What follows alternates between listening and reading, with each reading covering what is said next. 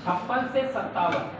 पहला ये अली वर्दी है। अली वर्दी खां पूर्व जो थे उनका क्या था, नाती। ये अली वर्दी खां का नाती है। और बता दें इसका वास्तविक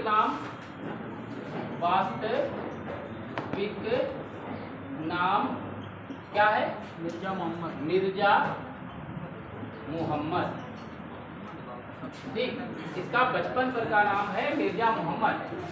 अब सिराज देखो, आपको बता दें अली वर्दी खां, पहले अली वर्दी खां शासक था। अली वर्दी खां ने सिराजुद्दौला को उत्तराधिकारी नियुक्त किया था, लेकिन जैसे ये शासक बना है इसके बहुत सारे दुश्मन हुए, क्योंकि अली वर्दी खां के 3 पुत्रियां थी। एक कौन कौन पुत्रियां थी, एक थी घसीटी बेगम, एक थी मैमूना बेगम और एक थी अमीना बेगम। अली वर्दी खां के 3 बेटियां थी, एक घसीटी बेगम, एक मैमूना बेगम और एक अमीना बेगम। पहले नंबर 1 देखो, जब सिराजुद्दौला शासक बना है तो अली वर्दी खां की, यहाँ पर से बात चल रही है, अली वर्दी खां के 3 पुत्रियां थी। पुत्र कोई नहीं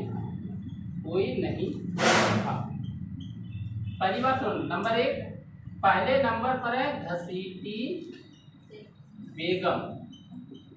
जो घसीटी बेगम है, जो एक ही साथ में लिखते हैं, घसीटी बेगम शुरुआत से ही ढाका जाना चाहिए। उसके सपना था कि हम ढाका में रहें।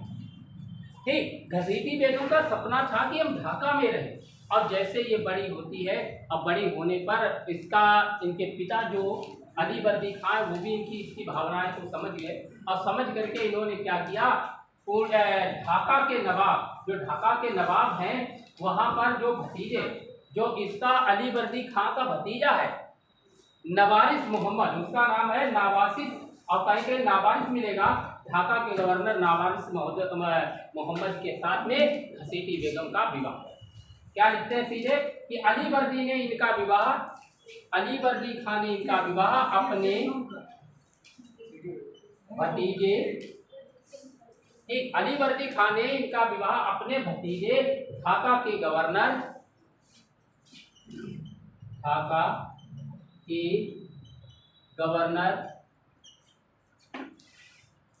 नवासिस मोहम्मद से किया। ठीक, अब देखो हमने शब्द लिखा है नवासिस मोहम्मद। ठीक, नवासिस मोहम्मद से इन्होंने क्या कर दिया, विवाह कर दिया। तो घसीटी बेगम को यहाँ चली गई, ढाका चली गई कि नहीं, कि यहाँ तो रह नहीं गई। दूसरी कौन थी, मैमूना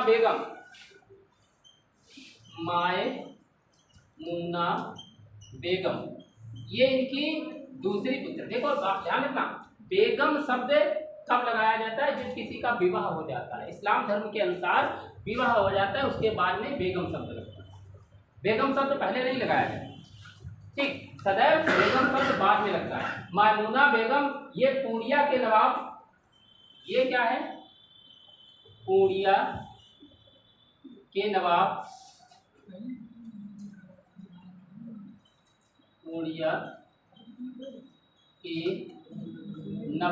कौन है, शौकत जंग, इनके साथ विवाह किया। पूर्णिया कहाँ पड़ता है, बिहार। पूर्णिया के नवाब शौकत जंग, और शौकत जंग या दौलत जंग, पूर्णिया के नवाब कौन है, शौकत जंग नहीं, दौलत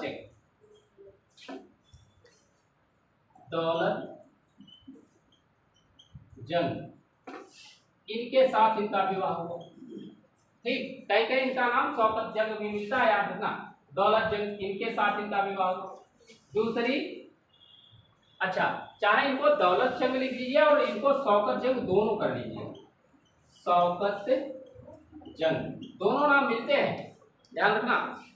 दौलत जंग, शौकत जंग अधिकतर मिलेगा आपको। नंबर 3 अमीना बेगम।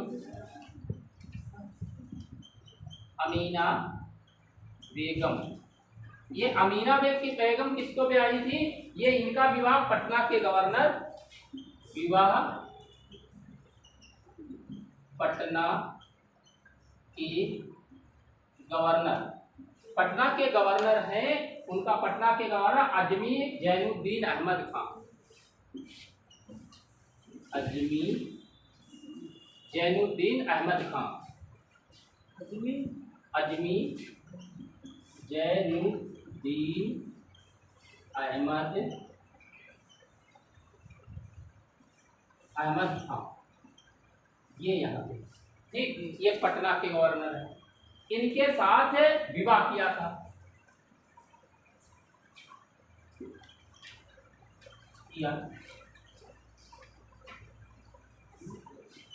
सिराजुद्दौला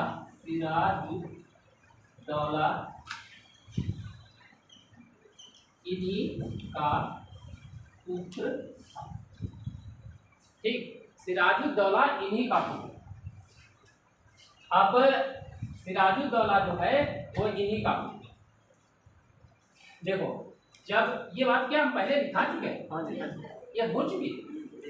अच्छा, अब जैसे ही यहीं तक लिखा है कि क्या नहीं लिखा? सर ये बता दीजिए, इसकी 3 पुत्रियां थी, पहली पुत्री का नाम सीती बेगम है, ऊपर वो लिखा है, इसके ऊपर थोड़ा मिर्जा मोहम्मद की चाहिए सामने। कौन सा? मिर्जा मोहम्मद। इसके नीचे उसके 3 पुत्रियां थी, पुत्र कोई नहीं था। ठीक, अब क्या हुआ था?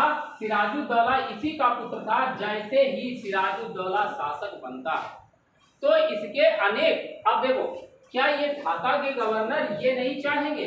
पहली बात तो बता दें, जब सिराजुद्दौला गवर्नर होता है, ये घसीटी बेगम जितना ढाका के लिए दीवानगी इसके अंदर थी, वो सारी थोड़े 1-1.5 वर्ष के बाद में ये सब नवारिस मोहम्मद ही मर गए। 3-4 वर्ष बाद, और कोई 3-4 वर्ष कहता, कोई 1.5 वर्ष बाद की नवारिस मोहम्मद ये मर चुके थे। ये पुनः कहाँ आ गई थी? बिहार आ चुकी, बंगाल आ चुकी, बिहार नहीं बंगाल आ चुकी। इधर ये मायमुना बेगम, शौकत जंग, ये क्या हो चुकी थी? ये भी तलाकशुदा हो चुकी थी, इनका भी तलाक हो चुका। ठीक, बचे कौन? ये भी थी पूर्णिया में। इधर अमीना बेगम, इनके तो इनका लक्ष्य बना ही था। जैसे ये शासक बना, अब पिता अलीवर्दी खां है, तो भाई कायदे में तो आज के दिन ही 3 पुत्रियों का हिस्सा हुआ, लेकिन लिया किसने? और आज के दिन ही देख लीजिए, जिसके घर में खाली जैसे 3 बहनें हैं, अगर किसी ने एक को लिख दिया तो बाकी 2 दुश्मन हो जाती है सीधे। प्रॉपर्टी के चक्कर में होता है, ऐसा नहीं होता? बताओ तो। लड़कियां बताएं, हम क्या बताएं? क्यों? हमें तो आपके समाज में ऐसा आपके यहाँ नहीं है? होगा, मतलब ये हर तरह के लोग होते, कोई करता है, कोई अच्छा ठीक पास होता है, वो नहीं करता है। अच्छा, ऐसे मान हमारे घर में तो बंटवारा हुआ था, हमने 10 बीघा एक्स्ट्रा दे दिया था अपने परिवार वालों को। ऐसे समझिए, हम आपकी बात लेकर चल, आपके 3 पुत्रियां, मान लीजिए हमारी क्यों होगी? जितेंद्र की करवाइए। तुम नाम किसी को छोड़ दो, अब हम एक्स वाई से लेकर चलते।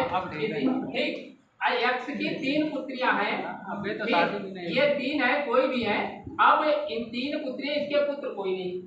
अब क्या हुआ कि इनके जब इसकी प्रॉपर्टी, जब ये एक्सपायर होगी, जब मृत्यु होगी, तो इन तीनों का हिस्सा बराबर चाहिए सरकार के हिसाब से। वर्तमान में ऐसी स्थितियां, लेकिन जब क्या हुआ, अब तीनों का बराबर चाहिए। अगर ये यक्ष क्या कर दे, एक ही लड़की को अपना सारा कुछ बयानामा कर दे, तो 2 लोग ये इसके साथ रिश्ता चलाएंगे या दुश्मन हो जाएंगे? दुश्मन हो जाते हैं। देखो भावनाएं बोली, 1 + 2 - 3, जब ये दोनों एक हो जाएंगे वो अलग हो जाएंगे, ये अलग हो जाएंगे, ये दोनों एक हो जाएंगे। ठीक, भावनाएं बोली। अब दुश्मन के तो सिंपल सी बात, सबसे पहले नंबर इन ये दोनों तो भी हो ही जाएंगे दुश्मन। और कौन दुश्मन होता है? जो अलीवर्दी खां का बहनोई है, उसका नाम है मीर जाफर। अलीवर्दी खां का बहनोई कहता हमको भी हिस्सा चाहिए, हमको नवाब बनाओ। अब ऐसे देखो, यहाँ पर चलते, इसको हटा लें। ये तो सब पिछली बात अभी चल रही है।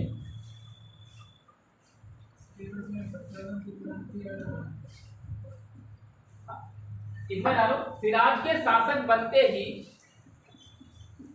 सिराज के शासक बनते ही, सिराज के शासक बनते ही अनेक लोग इसके विरोधी हो गए, अनेक लोग इसके विरोधी हो गए।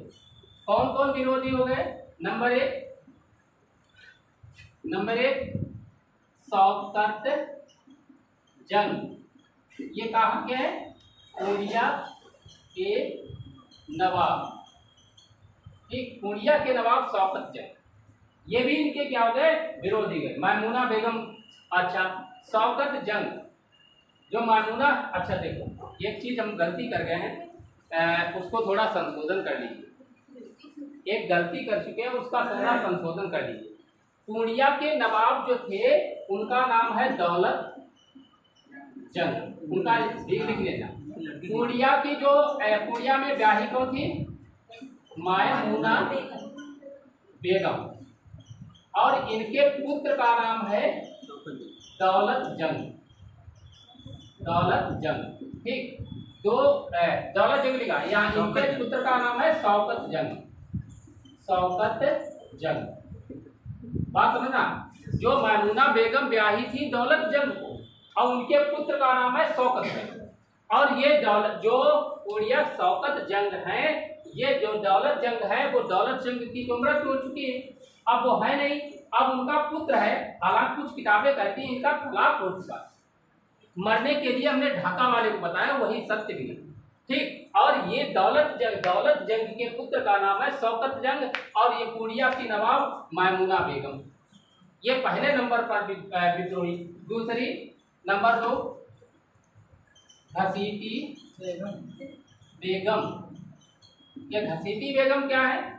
ये ढाका के गवर्नर की विधवा पत्नी, ढाका के गवर्नर की विधवा पत्नी व सिराजुद्दौला की क्या होगी? जो हाँ विधवा पत्नी, मौसी जो, और सिराजुद्दौला की मौसी जो पुनः बंगाल लौट आए, पुनः बंगाल को लौट करके आ, ठीक, पुनः बंगाल को जब लौट आई हैं, और यहीं पर इन्होंने सिराजुद्दौला को, देखो सिराजुद्दौला का पूरा नाम न लिख करके हम खाली सिराज लिख रहे हैं, जहां पर सिराज लिखा हो तो समझ लेना सिराजुद्दौला लिखा। वो सिराजुद्दौला का एक भतीजा होता है, भतीजे मुराउद्दौला, मुराउद्दौला को उन्होंने गोद ले लिया, ठीक, मुराउद्दौला को गोद ले। सिराजुद्दौला के एक भतीजे थे, वो उनको मुराउद्दौला को गोद ले लिया, और गोद लेकर के उन्होंने कहा कि ऐसा करते हैं कि नवाब हम मुराउद्दौला को बनाए। ये घसीटी बेगम कह रहे। इधर पहले शौकत जंग पूर्णिया के नवाब दौलत जंग का पुत्र है शौकत जंग, वो उनका दुश्मन, वो नवाब चाहते हैं कि मैमूना बेगम चाहती है हमारा पुत्र नवाब बने, और घसीटी बेगम के कोई पुत्र नहीं पैदा हो पाया था, कोई पुत्र या पुत्री नहीं था, और वो वापस फिर आ गई थी कहाँ? बंगाल। अब बंगाल आकर के उन्होंने सिराजुद्दौला के ही भतीजे को गोद ले ली, अब गोद लेकर के मुराउद्दौला को गोद लेकर उन्होंने कहा कि हम इसे नवाब। ये बात उनके बीच बात चलने लगी। अब जब बात चली है तब यही दिक्कत भरी बात, जबकि सिराजुद्दौला ऐसा कुछ नहीं चाह रहा, सिराजुद्दौला नहीं चाह रहा। उधर घसीटी बेगम का सबसे बड़ा सहयोगी, घसीटी बेगम का सबसे बड़ा सहयोगी कौन है? बंगाल का दीवान। दूसरी बात नंबर 3, घसीटी बेगम का सबसे बड़ा सहयोगी, ये बात याद रखना, घसीटी बेगम का सबसे बड़ा सहयोगी बंगाल का दीवान जो था, वो बंगाल का दीवान, उसका नाम है राज वल्लभ। देखो ये बंगाल का दीवान है राज वल्लभ, सूबेदार अलग होता है, दीवान अलग, ये बंगाल का दीवान है राज वल्लभ, ये सबसे बड़ा। घसीटी बेगम और राज वल्लभ के बीच संबंधों को हम उजागर नहीं कर पाए, ना हम करेंगे, लेकिन ये संबंध हम तुमको आपको ये बता रहे हैं कि राजवल्लभ घसीटी बेगम का हर हालत में इसी का पक्ष लेगा। और कैसे संबंध होंगे वो आप समझ लीजिए, हमारे मुंह से जरूरी नहीं कि हम ही कहें कि नाजायज संबंध है, ये वास्तविक रूप से ऐसा। ठीक, इसलिए घसीटी बेगम का सदैव वो पक्ष लेता था। नंबर 4, मीर जाफर जो अलीवर्दी खां का बहनोई, अलीवर्दी खां का बहनोई, अलीवर्दी खां का बहनोई, जो स्वयं शासक बनना चाहता, ये स्वयं शासक बनना चाहता। ठीक, हमारी बात समझना, ये स्वयं शासक बनना चाहता था। अब यहाँ पर इतने तो आपको खुले में दिख रहे हैं विरोधी, अब इसके साथ में अन्य विरोधियों की तो सीमा नहीं, जैसे अमीचंद है, राय दुर्लभ है, बहुत सारे उनकी हमने संख्या छोड़ दी, जो इनके रिश्ते में खुला कह रहे हैं कि हम विरोध कर रहे हैं, नवाब हमें बनना है। उन लोगों को मैंने कहा, अब इन लोगों के से निपटने के लिए उसने क्या किया, विरोधियों का दमन सबसे पहले करता है। कैसे दमन करता है? अक्टूबर 1756 में वो क्या करता है, सबसे पहले युद्ध की तैयारी करता है। देखो, दो तरीके से आपको बातें हम बताते हैं, लेकिन दिखाएंगे दूसरे तरीके।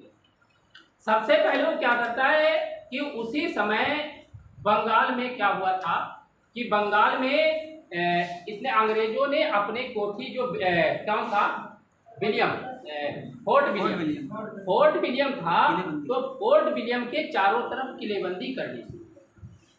और इधर सिराजुद्दौला ने अपने दुश्मनों का विनाश करने के लिए अपनी सेना तैयार की।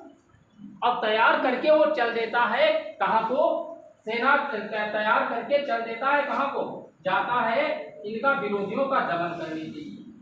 लेकिन रास्ते में उन्हें कौन मिला, रास्ते में उन्हें मिले हैं मिस्टर वाटसन। उन्होंने वाटसन से कहा, देखो रास्ते में मिले हैं उन्हें वाटसन। अब वाटसन से उसने कहा कि ऐसा करिए कि आप व्यापारी हो, अब व्यापारी की तरह ही अपनी बात करिए, अपना काम करिए, आप किलेबंदी बंद कर दीजिए। लेकिन उस पर कोई प्रभाव नहीं पड़ा। तब तक आगे चलते हैं, और चलते जब उसने क्या किया, किलेबंदी उन्होंने समाप्त करने की बात कोई नहीं थी। जब वो चल देते हैं, कलकत्ता के समीप मिलते, तो रास्ते में उन्हें एक पत्र और मिलता है। पहले तो उन्होंने वाटसन को पत्र लिख कर के बात कही थी, इसने सिराजुद्दौला। जब वो सेना लेकर के तैयार होके जाते हैं, तो रास्ते में मिलते हैं मिस्टर ड्रेक मिलते हैं। मिस्टर ड्रेक ने पत्र दिया, उसमें देखा कि कहीं पर भी उन्होंने ये बात नहीं लिखी, किलेबंदी बंद करने की बात नहीं। तब सिराजुद्दौला ने क्या किया, ये तो गलत। तब उसने कलकत्ता पर हमला कर, कलकत्ता पर सबसे पहले कासिम बाजार पर हमला किया। अब कासिम बाजार पर अपने कासिम बाजार को लूटा, अपने दायरे में किया। फिर उसने हमला किया है फोर्ट विलियम पर। अब फोर्ट विलियम पर हमला करके उसको कब्जे में ले लिया। अब फोर्ट विलियम के समय जो कब्जा किया है, उस समय गवर्नर ड्रेक और सेनापति, जो अंग्रेज गवर्नर ड्रेक थे फोर्ट विलियम, और उस समय सेनापति थे मिचल, सेनापति मिचल थे। अब इन दोनों लोगों ने युद्ध किया, युद्ध में ये पराजित हो गए। पराजित होने पर ये गए फुल्टा द्वीप भाग रहे। ये कहाँ है? बंगाल के पूर्व पाट में क्षेत्र में, पानी वाले क्षेत्र में, जो मद्रास के लिए रास्ता जाता है, वो पानी वाले क्षेत्र, वो वहाँ पर आके फुल्टा द्वीप पर, और इसे बीमार द्वीप भी कहा जाता है। ठीक, उसी पर पहुँचे हैं। लेकिन इधर फोर्ट विलियम में इनके बीवी बच्चे भी तो रह रहे थे। इन सब लोगों ने आत्मसमर्पण कर दिया, और यहीं पर 146 लोगों को इसने क्या किया था, अंग्रेजों को बंदी बनाया। कोठरी में 18 फुट 14 18 बाई 14 ठीक 23 बचे थे। सुनो तो 146 लोगों को उसने बंदी बनाया। कहा जाता है कि 20 जून की रात एक कोठरी है जिसकी लंबाई है 18 फीट, चौड़ाई है 14 फुट 10 इंच, 18 गुणे 14.10। इसमें एक ही जिगला, एक ही विंडो लगी है, शेष नहीं लगी। उसमें उस 146 लोगों को भर दिया, ठूस दिया गया। उसमें कहा इस सारे लोगों, रात भर इन्हें बंद रखा गया। 146 में से 146 लोगों को बंद किया गया। और जब सुबह निकाला है तब केवल 23 लोग जिंदा बचे और 123 लोग मृत हो गए।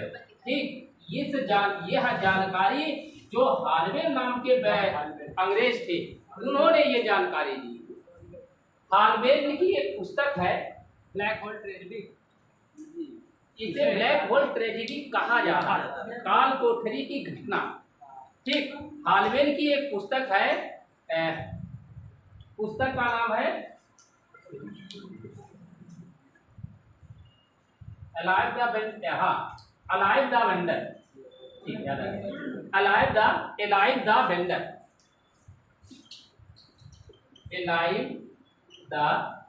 वेंडर, ठीक, इस पुस्तक में इस घटना का उल्लेख किया। बाकी किसी किताब में, बाकी किसी भी विद्वान आधुनिक इतिहासकार इसको मान ही नहीं रहे। वो कहते हैं इन्होंने गलत कहा। ठीक, और जब ये घटना पता चली है मद्रास को, तब मद्रास में जब इस घटना की चर्चा होती तब मद्रास में 2 प्रकार की सेना तैयार हुई, एक नौसेना और एक थल सेना, पैदल सेना जो। ठीक, एक थल सेना। थल सेना का जो गवर्नर है, सेनापति है, वो रॉबर्ट क्लाइव, और जो नौसेना है उसका गवर्नर बनता है वाटसन। तब ये दोनों लोग आकर के बंगाल पर हमला करते हैं। हम दिखाएंगे आपको कैसे। पहले नंबर चलो, क्या है? विरोधियों का दमन। अच्छा हाँ, अंग्रेजों का दमन करने के बाद एक बात और क्लियर नहीं है, अंग्रेजों का दमन करने के बाद वो जाते हैं घसीटी बेगम के, और घसीटी बेगम पर आक्रमण करता है, और घसीटी बेगम पर आक्रमण करके उनकी धन दौलत लूट करके घसीटी बेगम को बंगाल ले आता है, यहाँ अपने कब्जे में ले लेता है। ऐसा जब घसीटी बेगम को भी क्या होता है, घसीटी बेगम में क्या करता है, सिराज ने शौकत जंग को मनिहारी के युद्ध में पराजित। जब इसके देखो ये सब बवाल होने के बाद मनिहारी का युद्ध हुआ है, और मनिहारी के युद्ध में शौकत जंग को पराजित कर देता है सिराजुद्दौला।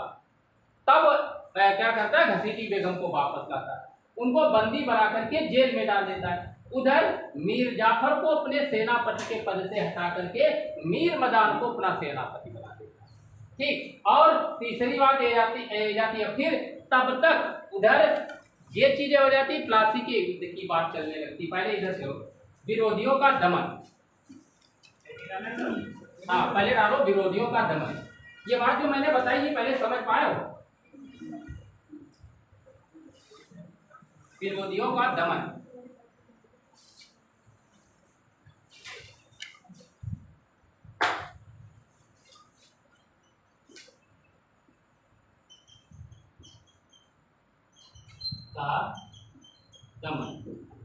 विरोधियों के दमन की बात कही जाए तो अक्टूबर 1756 में अक्टूबर 1756 में मनिहारी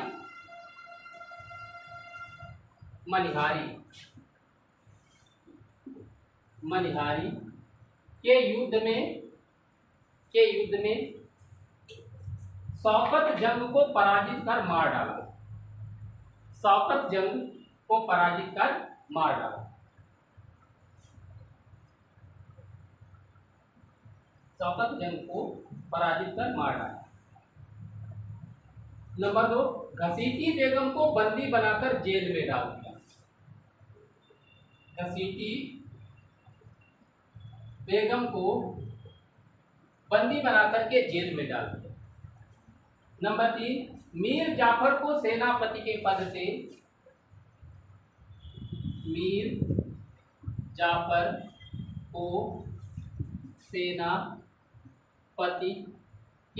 से हटाकर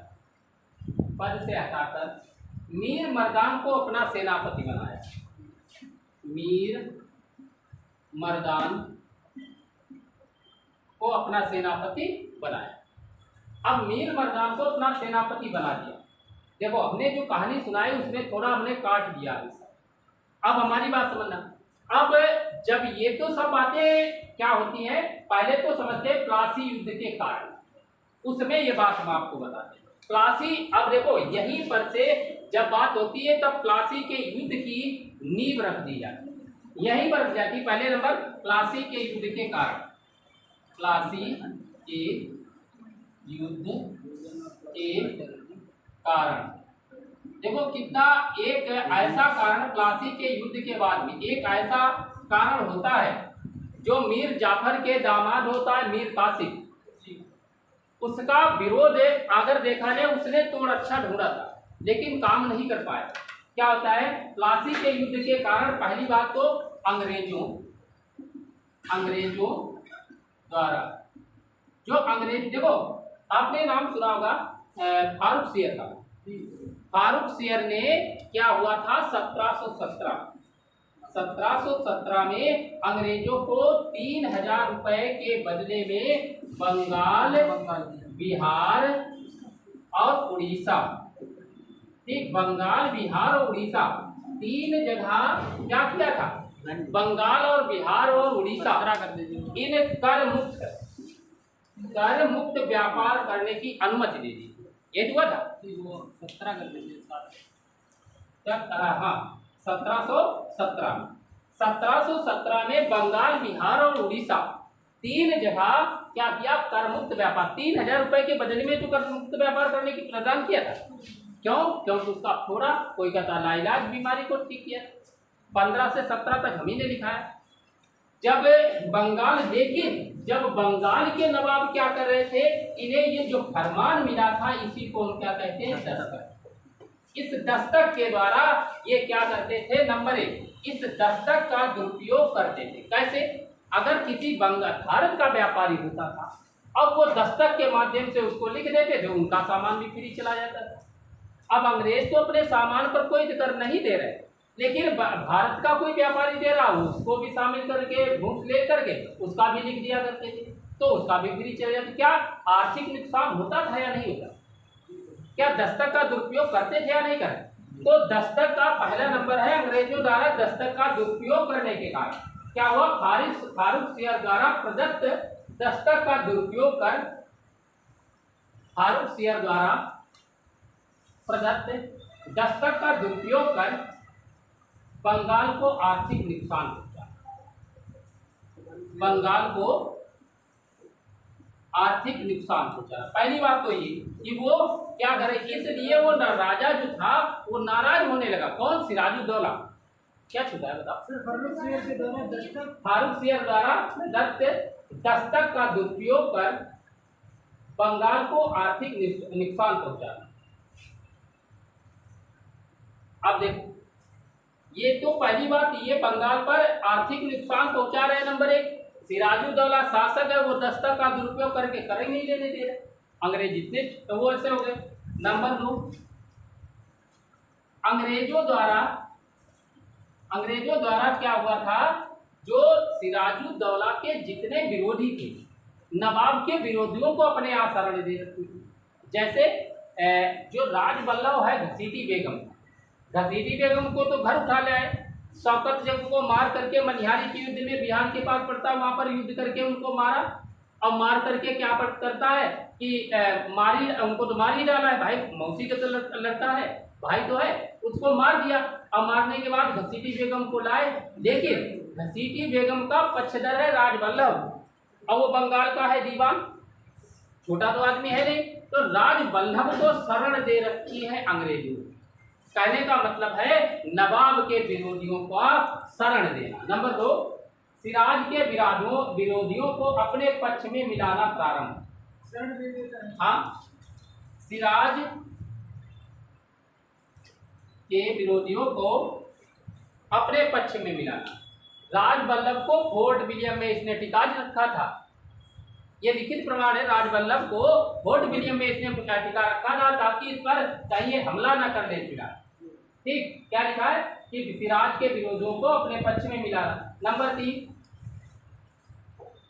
3 फोर्ट विलियम किले की किलेबंदी करना।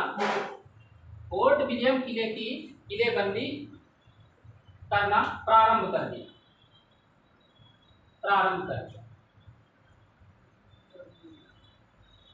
इन समस्त कारणों से सिराज नाराज, इन समस्त कारणों से सिराजुद्दौला नाराज। ठीक, अब सिराजुद्दौला ने क्या हुआ, नाराज हो गया। इन समस्त कारणों से सिराज नाराज हुआ। तब उसने क्या किया, कलकत्ता पर अधिकार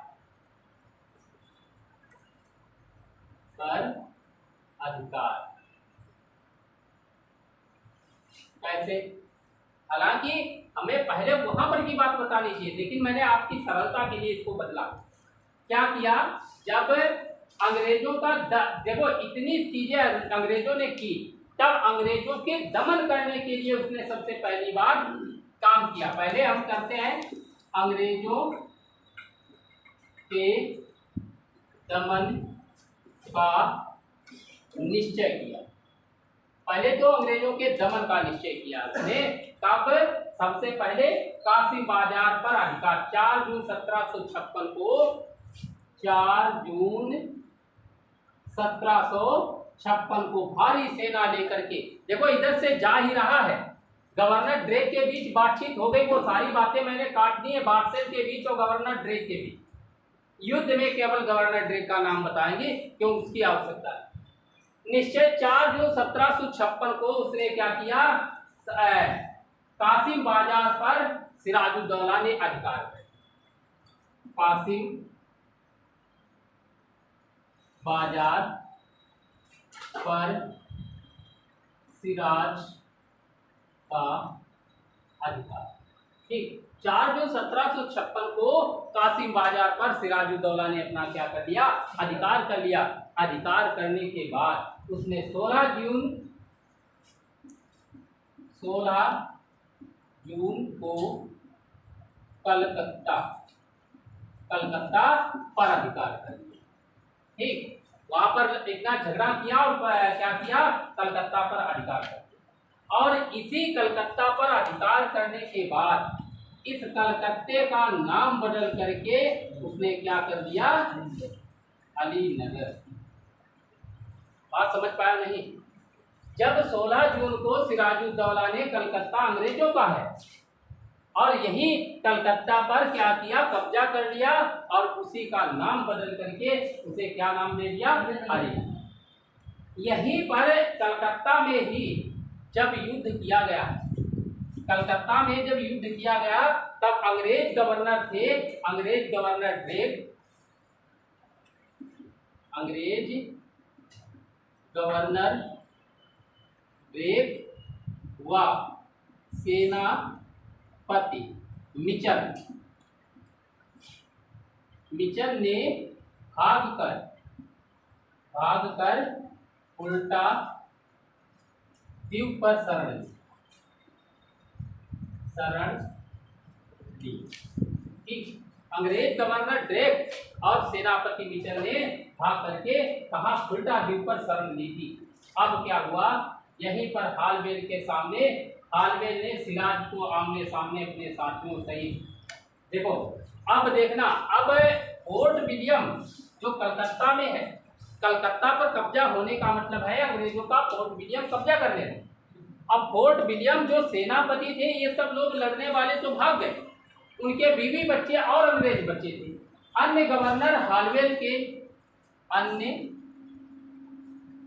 गवर्नर हालवेल, हालांकि यह हालवेल गवर्नर नहीं था, लेकिन नाम लिखा जाता है, हालवेल ने सिराज के सामने, हालवेल सहित सिराज के सामने आत्मसमर्पण कर दिया, आत्मसमर्पण कर दिया।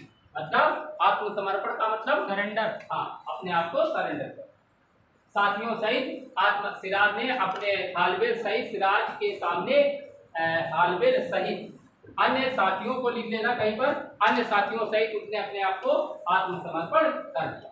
कब कर दिया है, 20/6/1756, 20/06/1756, मतलब 20 तारीख क्या होगी, 20 मई 1756 को साल का, हाँ 20 जून, मार्च अप्रैल मई जून, हाँ जून, मार्च जनवरी फरवरी मार्च अप्रैल मई जून, हाँ 20 जून 1756 को उसने क्या कर दिया, आत्मसमर्पण कर दिया। आत्मसमर्पण करने के बाद, अच्छा जून में क्या गर्मी कम होती कि ज्यादा हो जाती है, गर्मी बहुत भयंकर थी, शाम का वक्त था और उसी समय क्या हुआ, हम लिख रहे हैं ब्लैक होल दुर्घटना, ब्लैक होल दुर्घटना। ठीक, क्या हुआ था, उसी में हालवेल ने अपने इस घटना का वर्णन, दुर्घटना घटना का वर्णन कहाँ मिलता है, घटना का वर्णन हालवेल ने अपने ग्रंथ, हालवेल ने अपने ग्रंथ द अलाइव द वंडर, लिखे हैं अलाइव द वंडर, देखो अलाइव द वंडर ये शब्द मैंने लिखा है, और कभी कभी अलाइव द वंडर भी मिल सकता है, ये को आ भी पढ़ते हैं और ये भी पढ़ते हैं, चाहे अलाइव द वंडर कहो और चाहे अलाइव द वंडर कहो, दोनों एक ही बात है। चाहे एक ही, जो हमने ए लिखा और आ लिखा, जो अंग्रेजी में लिखते तो ए से तो इस्तेमाल करते हैं, तो कोई अलाइव पढ़ता है कोई अलाइव पढ़ता है, इस हिसाब से मैंने लिखा, इस अलाइव द वंडर में किया। ठीक, इसका उल्लेख उन्होंने, इस घटना का उल्लेख अलाइव द वंडर में, और ये घटना कब हुई, तब हुई 20 जून 1700 अलाइव द वंडर में इस घटना का उल्लेख किया गया, और ये घटना 20 जून 1700। इस हालवेल के अनुसार क्या हुआ, ऊपर से हटा नहीं, हालवेल के अनुसार, हालवेल ने ही इतनी बड़ी कोटरी बताई है, हालवेल के अनुसार, हालवेल के अनुसार क्या हुआ था, सिराज ने 146 लोगों को क्या किया, 146 लोगों को 18×14.10, ठीक, ये लिखा है 18×14.10, छोटी सी कोठरी में बंद कर दिया, छोटी सी कोठरी में बंद कर दिया, चाहे तो अपना लिख दीजिए एक जगह, उसमें एक ही खिड़की थी, एक ही विंडो और कोई जगह नहीं थी, एक ही रोशनदान था, ठीक, और क्या किया उसने, एक कमरे में बंद कर दिया, और बंद कर दिया जिसमें सुबह जब खोला गया तो 123 व्यक्ति मृत हो चुके थे और 23 व्यक्ति ही जिंदा बचे, ठीक, इसी को काल कोठरी की घटना कहा है, इसी को काल कोठरी की घटना कहा जाता है, और ये जो काल कोठरी की घटना हुई है, इसी को काल कोठरी की घटना कहा जाता है, याद रखिए।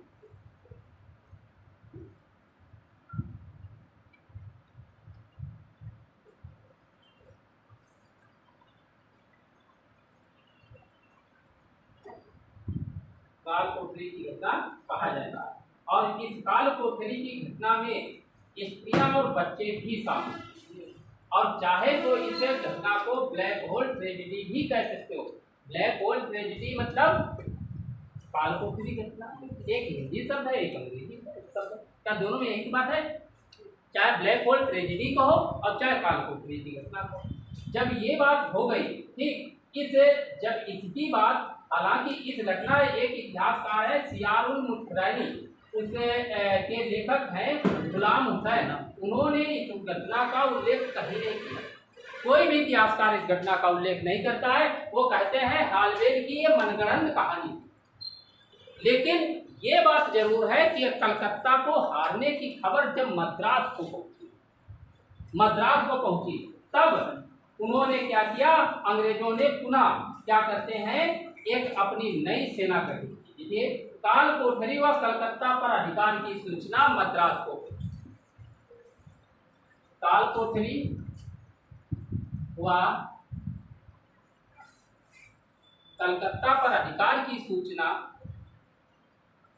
कलकत्ता पर अधिकार की सूचना मद्रास पहुंची। तब एक नौसेना तथा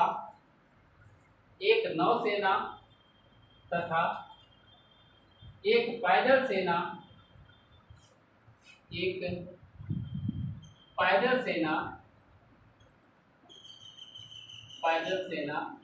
क्या हुआ, पैदल सेना चल रही, सेना। अच्छा, ये कौन है, नौसेना में एडमिरल वाटसन और पैदल सेना के हैं रॉबर्ट क्लाइव। ये गवर्नर है, ये इसके गवर्नर क्या हुआ कि नेतृत्व में भेजी गई।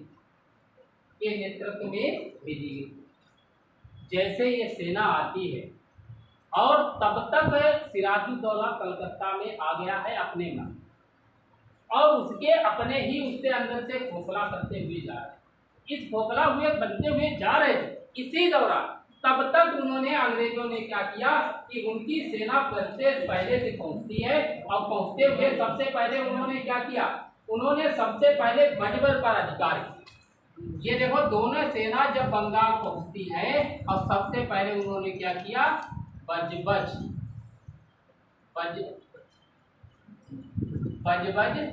पर अधिकार। ठीक, बजबज कहाँ पड़ता है, बजबज पर अधिकार किया। अब बजबज पर अधिकार करके हुगली को लूटा। ठीक, हुगली को खूब उन्होंने लूटा, जी भर के कहा, हुगली को लूट लिया। और लूटने के बाद बड़नगर की किलेबंदी करके, और यहीं पर हुगली को लूट करके आगे बढ़े हैं बड़नगर। और बड़नगर की उन्होंने क्या कर दी, किलेबंदी कर दी। बड़नगर की किलेबंदी करके, हमारी बात समझना, बड़नगर की किलेबंदी उन्होंने कर डाली। अब बड़नगर की जब किलेबंदी करके और यहीं पर अपना उन्होंने शिविर कर, ठीक, यहीं पर उन्होंने अपना शिविर लगा दिया। शिविर का मतलब सब लोग रुक गए, शिविर लगा दिया। सिराजुद्दौला भी क्या करता है, उधर सिराजुद्दौला भी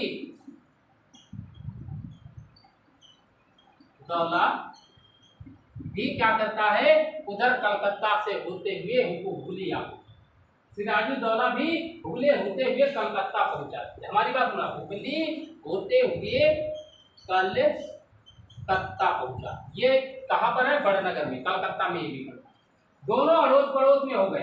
अब हुआ क्या, क्लाइव और किलपैट्रिक, इन दोनों की देखो, कलकत्ता में क्लाइव और प्लस किलपैट्रिक, इन दोनों की सेनाओं ने नवाब की सेना को कलकत्ता में हरा दिया। ठीक, अब वापस आ रहे थे, वो हरे थके सैनिक हैं। उसी समय क्लाइव की सेना और किलपैट्रिक की सेना, किलपैट्रिक नौसेना में ही छोटे से नवाब, वो सेनापति। ठीक, ये पैदल वाले वाटसन वाले नहीं है, किलपैट्रिक की सेना, इन दोनों ने मिलकर के क्या कर दिया, और इनको नवाब की सेना को पराजित कर दिया। अब पराजित करने के बाद अब सिराज को देखो, अब जब पराजित कर दिया, और यहीं पर अलीनगर की संधि करने के लिए, इन्हें बाध्य किया। वो मजबूर था, क्योंकि उसके सारे लोग विपक्ष में जा रहे थे, अकेले बचा तो सिराजुद्दौला। और सिराजुद्दौला जब नवाब बना था तब उसकी उम्र 23 वर्ष थी। 23 वर्ष का व्यक्ति, अनुभवी व्यक्ति भी नहीं था। अनुभवी अगर व्यक्ति होता तब भी कोई दिक्कत नहीं, अनुभवहीन व्यक्ति था। लेकिन जहाँ पे अच्छा मिलता चलता, सारे दुश्मन। और भारतीयों में एक सबसे बड़ी दिक्कत होती है, 99% तो चीजें, हम 100% नहीं कहेंगे, 99% आप पैसा ठीक ठाक रखते हो तो 99% बिक ही जाता। और वफादारी इतनी फिर कहो अपना भाई हो चाहे बाप, उसके साथ भी गद्दारी कर जाएंगे पैसे के लालच में। ये मान चलिए यही हालात हैं। इसी के चक्कर में हम गुलाम क्यों हुए? कारण तो यही है। नहीं कोई कहता सीना ठोक के हम जमींदार थे, अगर हम ठोक के अगर ये कहें कि तुम अंग्रेजों के दलाल थे तो कितना बुरा लगता है। तो दोनों में केवल अंतर है रह जाता है और बाकी कुछ नहीं। कहे कि वो बंगाल, वो उन्हीं के कारण हम गुलाम हुए, ये का दोष अगर लगा दे तो वो तुरंत गोली चला देंगे, लेकिन वो इस सीना ठोक के कहते हम पुराने जमींदार हैं। कभी आपने देखा है? उनको पता ही नहीं इतिहास क्या है। इतिहास में पूरे दिन झगड़ा कराना, झगड़ा लेना, झगड़ा करवाना यही तो रहता है। अब कौन किसको मार रहा है? अब इतिहास सही से पढ़ोगे तो सदैव तुम 10-20 आदमी बांध के लेकर चलोगे। तुम्हें कोई जाने या जाने, माने या न माने, लेकिन तुम पर फिर हमला भी जल्दी करने नहीं कोई आए, चाहे जैसी परिस्थिति में रहो। और तुम्हारी हैबिट बन जाती है वैसी ना, हालात बन जाते हैं तुम्हारे साथ देने वाले, क्योंकि उस तरीके से तुम्हारा बर्ताव होने लगता है। अब बर्ताव सिंगल व्यक्ति रहने वाले और समूह में रहने वाले व्यक्ति के अंतर होता है। अब ध्यान रखना, सत्ता सदैव बहुमत की होती है, समूह की होती है, ना कि एक। ताकत एक व्यक्ति में कभी नहीं होती, समूह की। क्या प्रधानमंत्री नरेंद्र मोदी की अकेले की ताकत? नहीं, संगठन की ताकत, समूह की ताकत। प्रधान होता है वो पूरे गांव की ताकत होता है, प्रतिनिधित्व करता है वो, लेकिन गांव की ताकत है। इसलिए कहा जाता है संगठित बनना, और संगठित बनने के लिए तभी सत्ता मिल पाएगी जब आप संगठित हो सकते हो। अब चाहे सत्ता मिले या न मिले, आप अगर इकट्ठे हो तो आप पर जल्दी हमला भी करने वाला कोई नहीं। अगर आपका एक चावल अलग है तो फिर जल्दी हमला करने वाले भी लोग बहुत ज़्यादा हैं, और फिर भारत में भी बहुत ज़्यादा। आगे चलो, अलीनगर की संधि क्या होता है? जब इनकी सेना हार जाती है, सिराजुद्दौला की सेना हार जाती है, हार जाने के बाद अलीनगर की संधि होती है। अलीनगर की संधि, अलीनगर की संधि कब होती है? 9 फरवरी 1757। 9 फरवरी 1757 को अलीनगर की संधि। अलीनगर की संधि मजबूर होकर के की जाती है, और कौन करता है? सिराजुद्दौला। पहले लिखते हैं किसके मत, किसके मत, किसके मत होती है? Robert Clive. हाँ, रॉबर्ट क्लाइव, रॉबर्ट क्लाइव व सिराजुद्दौला, रॉबर्ट क्लाइव और सिराजुद्दौला के बीच में ये संधि हुई। क्या होता है? शर्तें। इस अलीनगर की संधि में अंग्रेजों ने शर्तें क्या लाद दी हैं इन पर? पहली बात तो समझना। नंबर 1 तो शर्त क्या थी कि अंग्रेजों ने कहा मुगल बादशाह द्वारा जितने भी समस्त सुविधाएं दी हैं वो बंगाल के नवाब को स्वीकार करनी पड़ेगी। जो मुगल बादशाह हैं, हमने कहा कि अंग्रेजों को मुगल बादशाह द्वारा प्रदत्त समस्त सुविधाएं नवाब को स्वीकार करनी पड़ेगी। ये बात चाहे तो लिख लीजिए, अंग्रेजों को मुगल बादशाह द्वारा प्रदत्त समस्त सुविधाएं बंगाल सुविधाएं नवाब ने स्वीकार। नंबर 2, दस्तक से जो सामान आएगा, दस्तक से जो सामान आएगा, दस्तक से जो सामान आएगा उस पर बंगाल, बिहार, उड़ीसा में किसी प्रकार का कर नहीं। दस्तक से जो सामान आएगा उस पर बंगाल, बिहार, उड़ीसा में किसी प्रकार का कर नहीं लगेगा। तीसरी, बंगाल, बिहार, उड़ीसा में कोई कर नहीं लगेगा। नवाब द्वारा छीनी गई समस्त चीजें वापस की जाए। नंबर 3, नवाब द्वारा छीनी गई समस्त चीजें वापस की जाए। अब अच्छा देखो, क्या नवाब ने छीना था? फोर्ट विलियम, कासिम बाजार, लूटन, ये सब वापस मिल गया। सिर्फ साथ में आओ, इसीलिए एक बात देखो, कलकत्ता में की गई लूटपाट की क्षतिपूर्ति देने का भी वादा किया। कलकत्ता में की गई लूटपाट की क्षतिपूर्ति देने का भी वादा किया। देखो अलीनगर की संधि में 5 शर्तें रखी गई। सर कलकत्ता में की गई लूटपाट, कलकत्ता में की गई लूटपाट की क्षतिपूर्ति देने का भी वादा किया। देगा कौन? नवाब देगा। ठीक, 5 शर्तें रखी गई थी। एक शर्त हम और मिला देते हैं, नंबर 4। एक शर्त में 2 बातें लिख देते हैं। अंग्रेजों को सिक्के ढालने व कलकत्ता में किलेबंदी का भी अधिकार है। देखो नवाब मजबूर है, जो अंग्रेज कहते हैं वो कहते हैं ठीक साहब, जो कहते हैं वो ठीक साहब, वो मजबूरी है। अब क्या कर सकता है, पराजित हो चुका, लोग साथ देने वाले नहीं हैं, तब उसने कहा कलकत्ता में सिक्के ढालने और कलकत्ता में किलेबंदी करने का भी अंग्रेजों को अधिकार मिल गया। अब सिक्के ढालने शुरू हो जाएंगे। अब इसी के आधार पर अगर देखा जाए सिक्के ढालने की, अगर नीचे एक लाइन नोट करके डालो, 19 अगस्त 1757 19 अगस्त 1757 को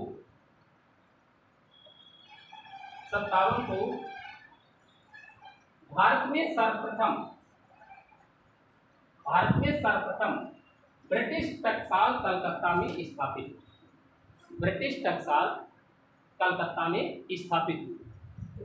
हाँ, कलकत्ता में स्थापित,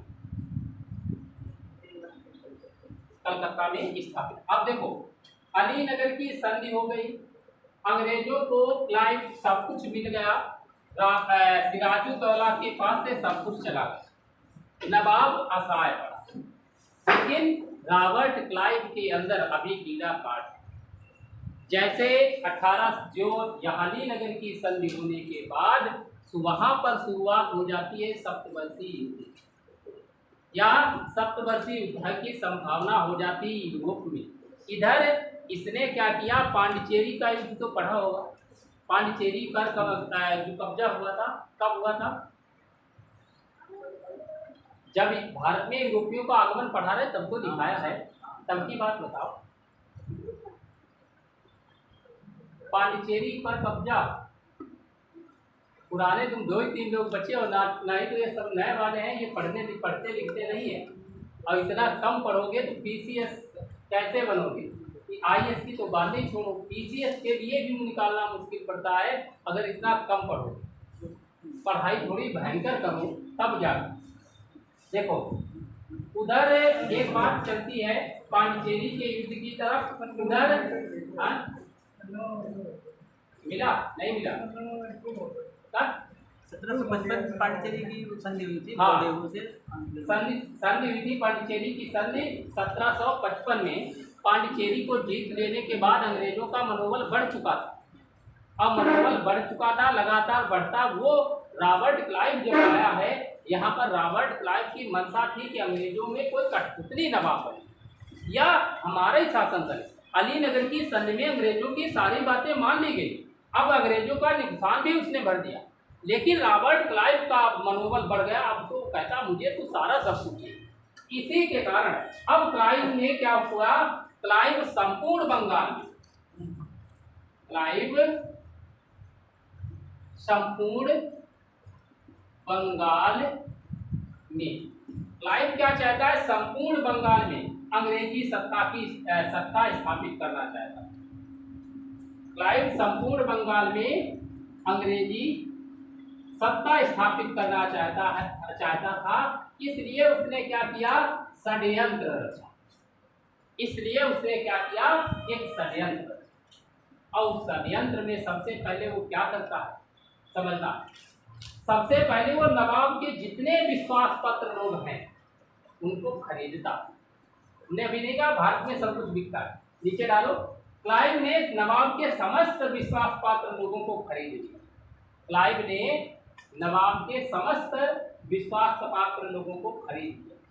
जैसे सभी तो हम नहीं दिखाएंगे। नंबर 1 मीर जाफर, ये क्या है, सेनापति। नंबर 2 मणिकचंद,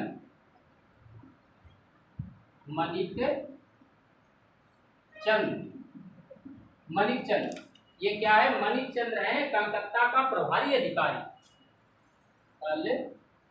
सत्ता का प्रभारी अधिकारी।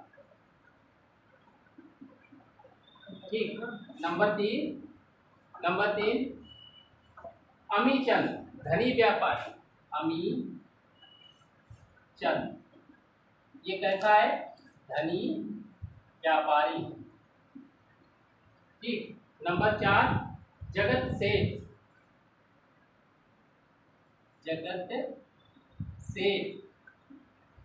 ठीक, जगत सेठ इसे बंगाल का सबसे बड़ा बैंकर, बंगाल का सबसे बड़ा बैंकर। ठीक, बंगाल का सबसे बड़ा बैंकर। खादिम खां। नंबर 5 खादिम खां। खादिम खां को टैच करके लिख लो। इसके अधीन नवाब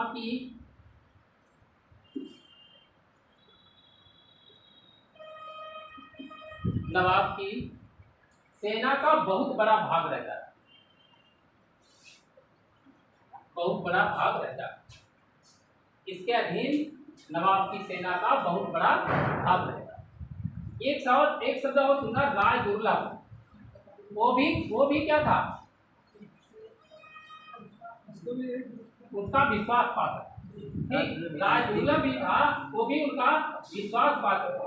ये जो जगत सेठ हैं, इनका नाम था जगत सेठ उपाधि। इनका नाम था फतेहचंद। और ये फतेहचंद इनको जगत सेठ की उपाधि दी थी मोहम्मद शाह। ठीक, जगत सेठ को मोहम्मद शाह ने उपाधि दी थी जगत सेठ। ये फतेहचंद इनका नाम, उपाधि मिली है जगत सेठ। जगत मतलब इसमें पूरे जगत का सेठ है, इतना पैसा उसके पास। क्या उस समय बैंकें थी नहीं। ये सभी अधिकारी किसके हैं? ये सभी अधिकारी हैं सिराजुद्दौला के। मणिक चंद्र जो कलकत्ता का प्रभारी अधिकारी है, जैसे मान चलें कि हरदोई है, हरदोई का सर्वा डीएम एसपी। ऐसी बात है, अगर डीएम एसपी क्या करें, अगर कोई काम करवाते हैं तो कौन किस पर क्या शिकायत करेगा? फिर उच्च लेवल पर डालो। अब आज के दिन तो कंप्यूटराइज है, तब तो था नहीं ऐसा कुछ। और इतने बड़े अधिकारियों को मुंह कौन लगेगा जब इतनी बात आती है? जैसे प्रधानी का चुनाव होता है, प्रधानी का चुनाव जब होता है उसके बाद में अब तो ज़्यादातर नहीं होता है, पहले यही डीएम अगर जिसको बनाना चाहता तो बक्सा बदलवा देता। अब शायद इतना नहीं हो पाता, पता नहीं, निश्चित बात नहीं कह सकते, लेकिन पहले ऐसा हो जाए। डीएम नहीं, विधायक भी चाहते थे वो होता। विधायक तो 8, विधायक से बिना डीएम की परमिशन के नहीं बदलवा सकते। डीएम के बिना परमिशन के वो नहीं बदलवा सकते हैं। डीएम एसपी के परमिशन, डीएम पर दबाव बनाया जाएगा तब बदलवाया जाएगा, अलग बात। सब मेन उसमें जो हाथ होता है वो विधायक का ही होता है। विधायक कहें, मंत्री कहें, कहीं से जुगाड़ करके कुछ भी करें, डीएम को हड़कवाए, कुछ भी करवाए, करेंगे इन्हीं के माध्यम से वो जवाब। इसको भी जब तक बंद करो, अच्छा थोड़ा 2 मिनट बीच में को बताते हैं।